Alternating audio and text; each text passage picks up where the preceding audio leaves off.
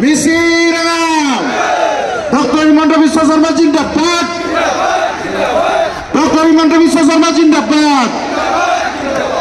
Doctor Himanta Biswa Sarma জিন্দাবাদ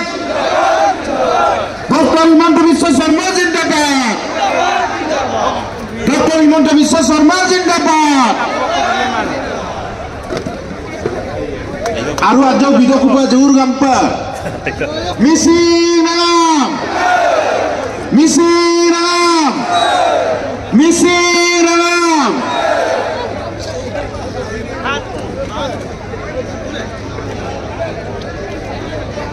apa hoki apa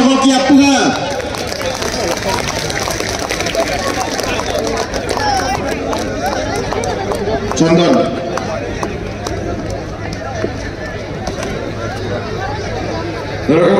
Golok apa ke mainan yang agam lubine golok ke asam sok তবেনে মামাক wait কৰি আছে সব তবেনে মনে এখানে সব ৰখি আছে মামাক ওয়েট কৰিবৰ কাৰণে সব আমি ৰখি আছো মামাক চাবৰ কাৰণে তবেনে মানুহ সব তবেনে সব পাই আছে চা এইপিনে মানুহ সব সিএম ছাৰক চাবৰ কাৰণে ৰখি আছে আৰু জনাবৰ কাৰণে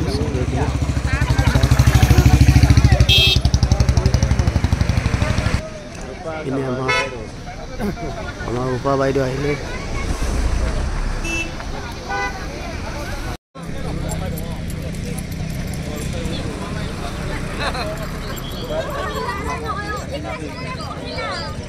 সব মামাক চাবৰ কাৰণে সব ৰখি আছে মামাক সব মামাক সব আদৰণি লৈ আছে সব এইপিনে আহি আছে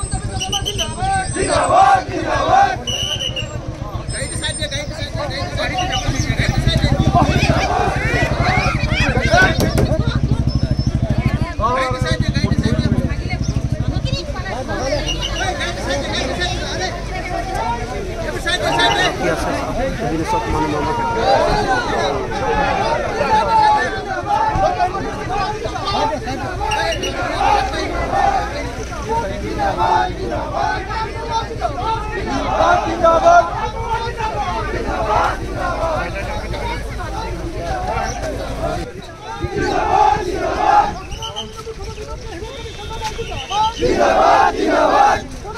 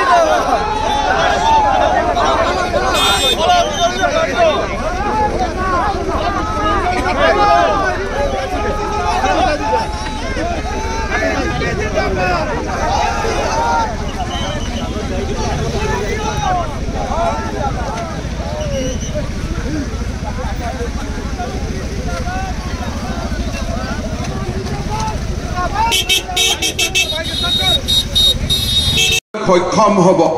মিচিং যুৱ মহোৎসৱৰ প্ৰাৰম্ভণিৰ কাৰণ আৰু প্ৰাৰম্ভণিৰ যি এক ডাঙৰ আদৰ্শ আছিল তাৰ বিষয়ে শিক্ষামন্ত্ৰী ৰনোজ পেগু ডাঙৰীয়াই আপোনালোকৰ আগত ব্যাখ্যা দাঙি ধৰিছে মই এই অনুষ্ঠানত প্ৰথমবাৰৰ বাবে আহিছো কিন্তু এই অনুষ্ঠানত প্ৰৱেশ কৰিয়েই ইয়াৰ যিটো স্পন্দন ইয়াৰ যিটো প্ৰাণবন্ত আৰু ইয়াৰ যি জীৱন্ত ৰূপ মই প্ৰত্যক্ষ কৰিছো তাক লৈ মই সঁচাকৈ গৌৰৱ অনুভৱ কৰিছো মই বিশ্বাস কৰোঁ যে 9টা বছৰৰ পিছত এই মিচিং যুৱ মহোৎসৱক আমি আৰু এক নতুন ৰূপ দিয়াৰ ফালে আগুৱাই লৈ যোৱাৰ প্ৰয়োজনীয়তা আছে এই যুৱ মহোৎসৱৰ লগতে মিচিং সমাজৰ খাদ্য মিচিং সমাজৰ সাজ পোছাক আৰু মিচিং সমাজৰ কলা কৃষ্টিক আমি বহল ভিত্তিত আৰু আগুৱাই লৈ যোৱাৰ বাবে আমি প্ৰচেষ্টা কৰিব লাগে হৰ্ণবিল ফেষ্টিভেলে নাগালেণ্ডত যেনেকে জীৱন্ত ঐতিহ্য আছে তাক আমি যেতিয়াই বহল সমাজৰ বুকলৈ আগবঢ়াই লৈ যাম হি আমাৰ সমগ্ৰ অসমখনকে জগত সভাত প্ৰতিষ্ঠা কৰাত সহায়ক হ'ব মই আজিৰ এই দিনটোত পুনৰ এবাৰ টিএমপিকে নেতৃত্বত ধন্যবাদ জনাইছো আৰু আজিৰ অনুষ্ঠান উপভোগ কৰিবলৈ অহা আটাইকে মই পুনৰ এবাৰ অভিনন্দন জনাইছো ইয়াত আহিয়ে আমি ডক্টৰ ভূপেন হাজৰিকাৰ সুন্দৰ গীত মিচিং আৰু অসমীয়াত একেটা লয় একেটা সুৰ একেটা মাদকতাত যি সুন্দৰভাৱে আমি দেখিবলৈ পালো তাক দেখি মোৰ ৰাতিটো নাজাও লাগিছে যে ৰাতি মই ইয়াতো আহি অনুষ্ঠান চোৱাৰ বাবে চেষ্টা কৰোঁ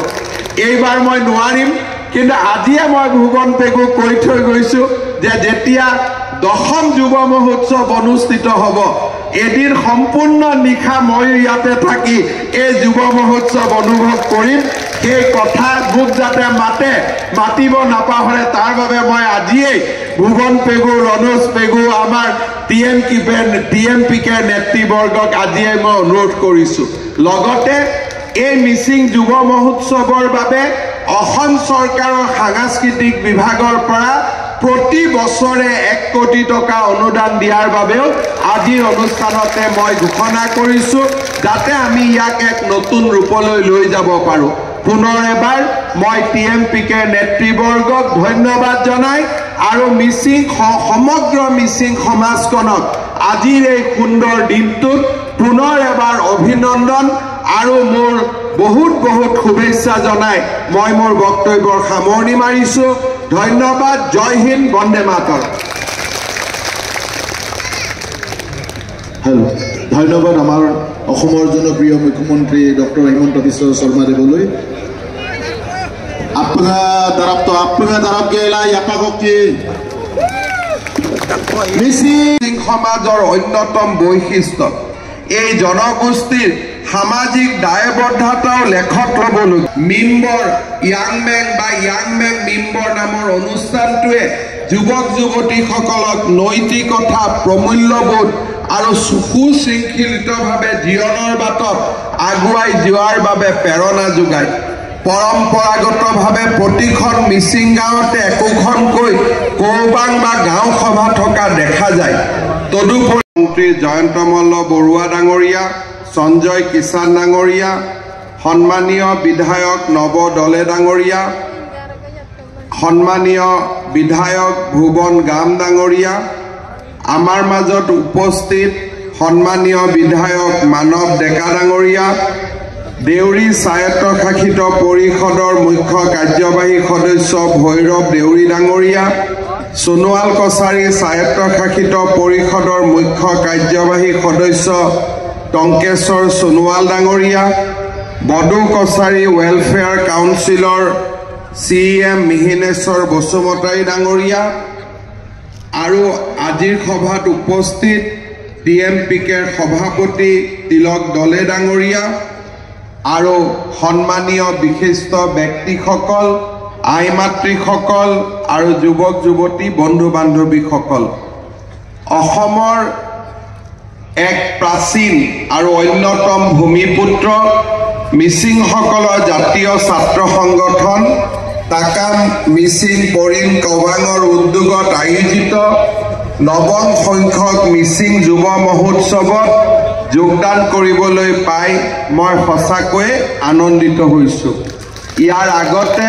যুৱ মহোৎসৱত অহাৰ মোৰ সৌভাগ্য হোৱা নাছিল এইবাৰ মন্ত্ৰী ৰণোজ পেগু ডাঙৰীয়াই মোক অনুৰোধ কৰিছিল যে বিধানসভা চলি থাকিলেও বিধানসভা বাদ দি হলেও মিচিং যুৱ মহোৎসৱত আহিবই লাগিব আৰু আজি আমি সকলোৱে বিধানসভা চলি থকাৰ পিছতো আমি সব বাদ দি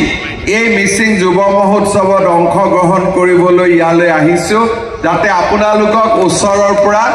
আমি লগ পাব পাৰো আপোনালোকৰ লগত কথা বতৰা পাতিব পাৰো অসমৰ অন্যতম প্ৰধান জনজাতীয় জনগোষ্ঠী মিচিংসকলে নিজৰ আদিস্থান ইয়াং চিকিয়াং আৰু হুৱাংহু নদীৰ উপত্যকা অঞ্চলৰ পৰা বাসস্থানৰ উপযোগী ঠাই বিচাৰি তিব্বত অভিমুখে প্ৰব্ৰজন কৰিছিল। পৰৱৰ্তী সময়ত বাসোপযোগী ভূমি আৰু সাৰুৱা মাটিৰ সন্ধান বিভিন্ন ঠাই অতিক্ৰমি মিচিংসকলে অৰুণাচল প্ৰদেশ আৰু পৰ্যায়ক্ৰমে অসমত প্ৰৱেশ কৰি ব্ৰহ্মপুত্ৰৰ উত্তৰ পাৰৰ বিস্তীৰ্ণ অঞ্চলত উপনৈসমূহৰ পাৰৰ কৃষি উপযোগী অঞ্চলসমূহত